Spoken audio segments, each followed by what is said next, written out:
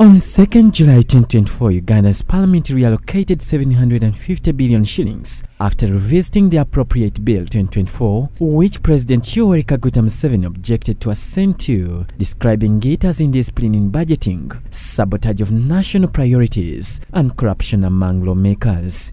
This saw the removal of these funds from the areas that the legislators had described as critical, including the 27 billion shillings earlier allocated to ambulance maintenance. Parliament will look bad. Who caused this? We want to know. Don't blame all of us to this. Who caused all this?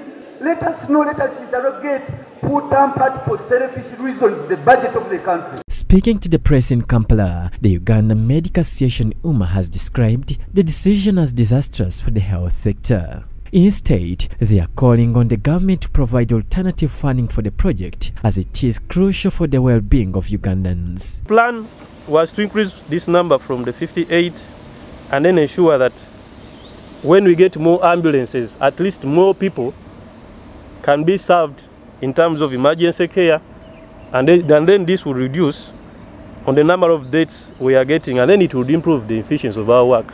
We urge the government to explore alternative funding solutions to secure these vital projects, and we propose identifying local initiative funding sources to ensure efficient operation of the newly acquired ambulances, secure a supplementary budget, or explore alternative funding mechanisms to support the ongoing construction of health center facilities. We cannot see that money was withdrawn and given some local construction company.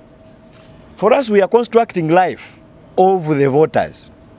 The other people are constructing buildings, which anyway we can do without.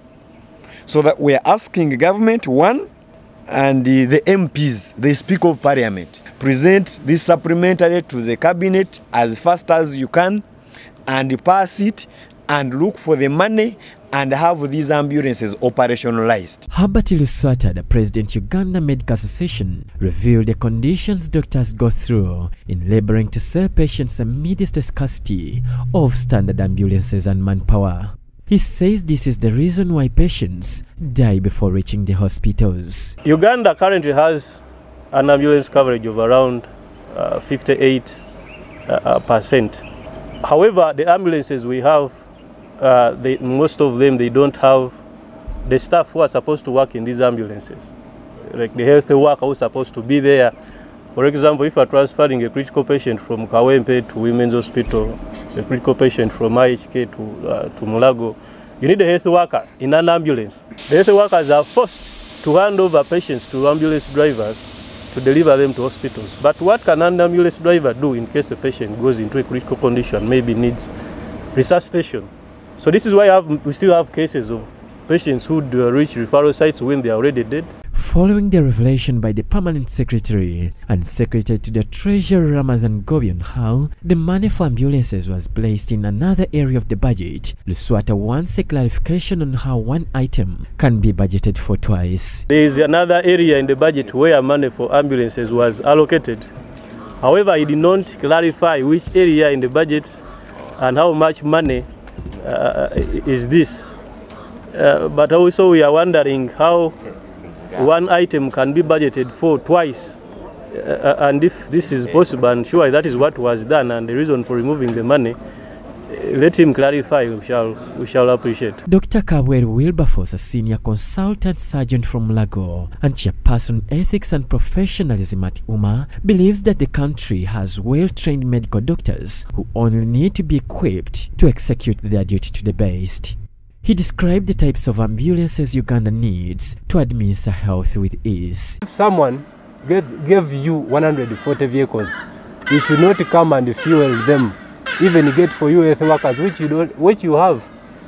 Sometimes I've had things to do with recruitment of foreigners to come and work here. But your children are doctors, and they're on the streets, and we have some of the well-qualified doctors.